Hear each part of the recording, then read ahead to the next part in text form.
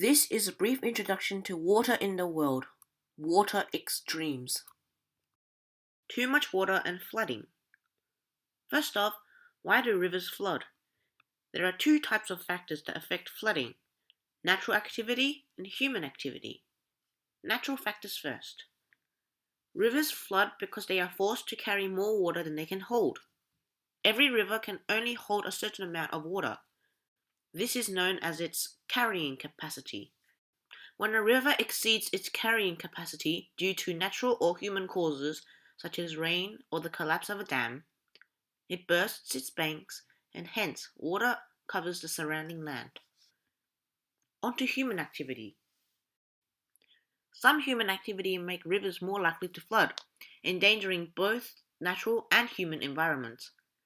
Clearing the natural vegetation, such as trees and plants that are growing on the sides of hills, may result in more water flowing into rivers instead of being used by these trees and plants.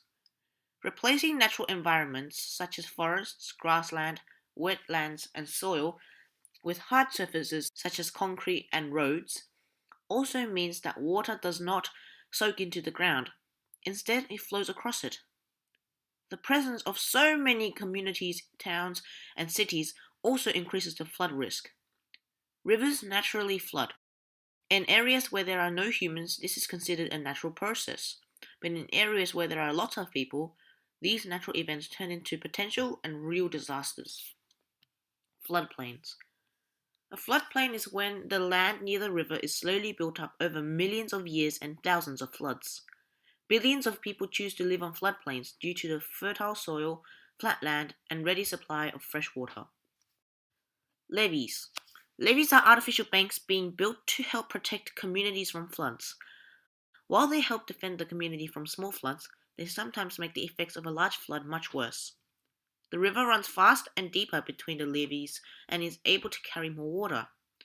During a major flood, the water may have nowhere to go if it meets an incoming tide or storm surge at the river mouth.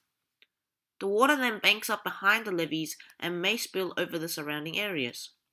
If the levee collapses from the strain of holding back the floodwaters, this can result in catastrophic flooding as the water floods through a narrow gap with terrifying force. The effect floods have on people.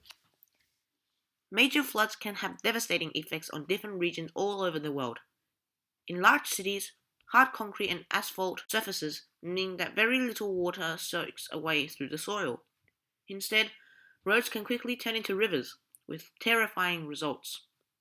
In farming regions, whole crops can be uprooted and washed away, along with much of the rich topsoil.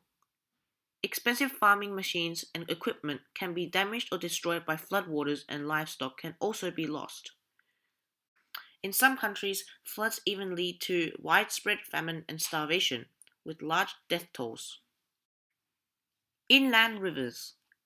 Australia's inland rivers flow slowly as it is one of the world's flattest continents. The rivers that flow from the mountains to sea flood more quickly though, and this is devastating for the people who live beside them. The rain that falls on inland Australia flows into one of our many inland river systems. The rivers that flood these inland regions and fill the lake move very slowly, giving people time to prepare for them. Farming communities and towns may be isolated for weeks if roads are covered by floodwaters, but few lives are lost in these slow onset floods. Coastal rivers. Most of Australia's most devastating floods occur on our coastal rivers, particularly along the eastern coast. During summer, tropical cyclones and thunderstorms often dump heavy rain on the eastern slopes of the Great Dividing Range. This rain fills the short, fast-flowing rivers in the area to bursting point, causing rapid onset floods. Towns and farming communities at the foot of the ranges are most in danger. Flood preparedness. Floods are part of the natural cycle of many rivers, so it is almost impossible to prevent them entirely. There are, however, many steps that we can take to lessen the impact of floods on people and places. These can be grouped into three categories. First, we can predict where and when there will be flooding so people have time to prepare. Second, we can ensure that people, homes, and communities in flood-prone regions are prepared. Finally, when a flood does strike, we can respond quickly and efficiently to save lives and make the affected area safe. When flooding occurs, all sorts of hazards can be experienced too, such as bushfires, storms, cyclones, and tsunamis. Flash flooding, which is when a storm moves slowly or has very heavy rain, can also occur. There are 7 things to remember when it comes to preparing for flooding. The first is a reliable connection with family members. Daytime phone numbers would be handy in case someone is away from home during an emergency. 2. A computer, which is very useful as it helps you find out additional and more recent information. 3. A phone which can connect you to your family and to emergency services. 4. An emergency kit which is easy to get to during an emergency. 5. Knowing all the possible exits is crucial if there is an emergency. 6. A radio, which is useful when there is no electricity. You can still get updated by listening to weather reports and the news. And finally, 7. A smoke alarm to awake you during a fire. It is also very useful for the family to have at least 2 meeting places, just in case the house is not accessible. Let's do a case study now on the Grantham floods in Queensland in the year 2011. Grantham, a small rural community in the Lockyer Valley, was devastated by the 2011 floods. Local residents described the flood that swept through the town as a wall of water that appeared with little warning. The waters swept from the Lockyer Creek across the neighbouring paddocks and into the town. Experts estimated that the flood waters were moving at 2 to 3 meters per second and reached a depth of 2 meters within 10 to 15 minutes. Houses were swept away in the flood, and people trying to escape in their cars were also caught. 12 people died in Grantham as a result of the flood, and 130 homes were destroyed or damaged. In the year after the flood, some Grantham residents moved away from the area, and some built new homes on higher land near the town. The 3 main factors which contributed to the flooding disaster at Grantham were the heavy rainfall, the location of Toowoomba and the V-shaped valley, and the convergence of river tributaries. Water scarcity. Mentioned in previous videos, water takes on many forms as a resource. Although the surface of the earth is covered with water, only a tiny percentage of that water is fresh and available for consumption. Typically, this is found in surface water, such as lakes and rivers. As populations grow and more water is used, people are also using groundwater locked away in underground aquifers. Stored water. The water cycle is the movement of water through the earth, but most of the fresh water on earth is in storage. Fresh water can be stored for days or weeks in a lake or for thousands of years underground or in an ice cap. About 97.5% of the Earth's water is found in the oceans and is too salty to drink. Much of the remaining 2.5% that is safe for us to drink, and that is 68.7%, is locked in the polar ice caps and in flowing rivers of ice known as glaciers in Antarctica. The ice there doesn't melt because the temperature in the interior of Antarctica remains below freezing. If this ice were to melt, sea levels around the world would rise by up to 60 meters. Conditions that might cause this to happen are global warming and hot weather. Antarctica becomes 2 times bigger in winter, as any snow that falls there in the summer gradually forms into a great dome of ice. Drinking water, sometimes called potable water, is water that is safe to drink and use for cooking and washing. In Australia, most water undergoes some form of treatment to make it safe to drink. Water treatment removes sediments, pollutants, and microorganisms that can make us sick. Australians are among the world's biggest water users, using almost 500 litres of water per person per day. This figure is for all water use, including water used in agriculture and industry. Countries that have lots of fresh water and high rainfall are said to be water-rich, whilst countries that don't have lots of fresh water or high rainfall are said to be water-poor. Following up is a short investigation of the deteriorating Aral Sea. The inconsiderate actions of mankind led to the rapid shrinkage of the Aral Sea. Located on the border of Kazakhstan and Uzbekistan, the Aral Sea used to be one of the 4 largest lakes in the whole world.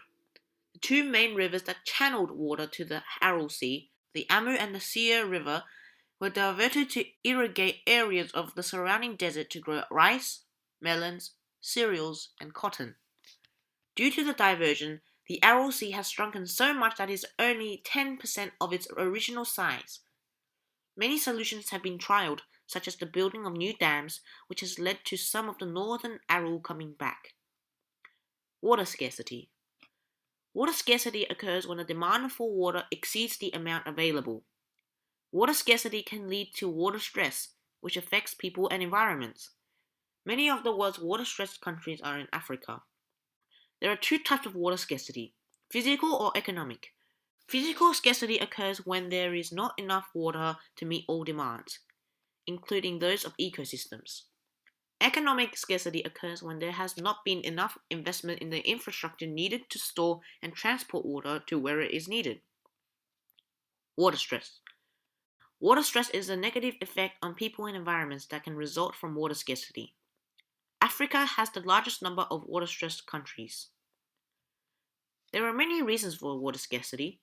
Firstly, the available fresh water is not evenly distributed across the planet. Some areas of the world have much more than they need, while other areas do not have enough. Furthermore, rapid population growth, urbanization, and increase in water use by households and industry are making the situation worse. Water scarcity can occur in areas where there is plenty of rainfall. The quality of the water available determines where there is enough to meet the needs of households, farmers, industry, and the environment. This is a diagram of the total water use in the world, and as you can see, agriculture takes up the most amount of water used in the world. Effects on water quality.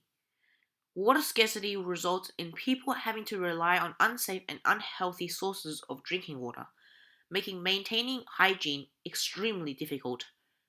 Much of the world's fresh water has become too polluted or salty for use in households, industry, and agriculture. Consequences of no access to safe drinking water include sickness or death from drinking contaminated water, no basic sanitation, health problems due to the lack of fresh water, and diseases such as cholera and diarrhea that are caused by parasites in the water. Contaminated water also increases the risk of infection from typhoid and dysentery. It can also lead to diseases such as trachoma, which can lead to blindness, plague, and typhus. The dirty, stagnant water also provides a breeding ground for mosquitoes, which are carriers of diseases such as dengue fever and malaria. More than 1 billion people do not have access to a reliable freshwater supply. Millions of women and children around the world, particularly in Africa, spend several hours a day collecting and carrying enough water to keep their families alive for another day. Challenges of managing water. Water is an essential environmental resource that is important for the health of humans and the health of the environment. Different values are often placed on water. For example, water used for economic purposes can also have great spiritual and cultural importance for a community. Competition for water use needs careful management. It is often not easy to come up with solutions. Water management is difficult because 1. It is an essential resource needed by every person on the planet. 2. It moves through the environment quickly, so it is difficult to capture and store. 3. Its availability is not constant, and it changes over time and in different locations. And 4. It is a shared resource with many competing uses. Managing water. In order to ensure that reliable supplies of safe water are available for use now and in the future, we all need to use water more sustainably. Careful management of our existing supplies and reductions in our consumption will help to achieve this. We also need to remember that people are not the only living creatures on the planet. The interests of all living organisms need to be considered if the natural environment is to be protected for the future. There are many ways to manage water scarcity. Following up are just a few of the many options that can be implemented. New ways of thinking about water. As global pressure on water resources increases, water experts are beginning to think of water in new ways. New terms for describing types of water and usage have been devised, including virtual water and blue and green water. This new thinking is designed to promote a better understanding of the ways in which people use water and will help to make water usage more sustainable and hence aid the water poor countries with their lack of fresh water. Virtual water is the amount of water used to produce a good or service. This includes the water used to grow crops or raise animals, as well as the water needed in processing these crops and animals into product. Blue water is water that is captured and put into storage in lakes, rivers, aquifers, etc., whilst green water is water that remains in the soil to be used by plants. Farmers need to understand how to manage both their blue water resources and their green water resources. Finally, the water footprint. The water footprint is the total amount of water you consume each year. This includes the real water you consume by drinking, bathing, and cleaning, and the virtual water you use through your consumption of goods and services. The total volume of water used by everyone who lives in a country, including the water used to produce exported goods, is the national water footprint. The size of the country's water footprint is largely determined by the country's 1. Climate, especially the amount of rainfall and evaporation, 2. Farming methods, especially how efficiently water is used, 3. Production and consumption of crops, and 4. General consumption and production patterns. Hope you learned something today and thank you for watching this video. See ya!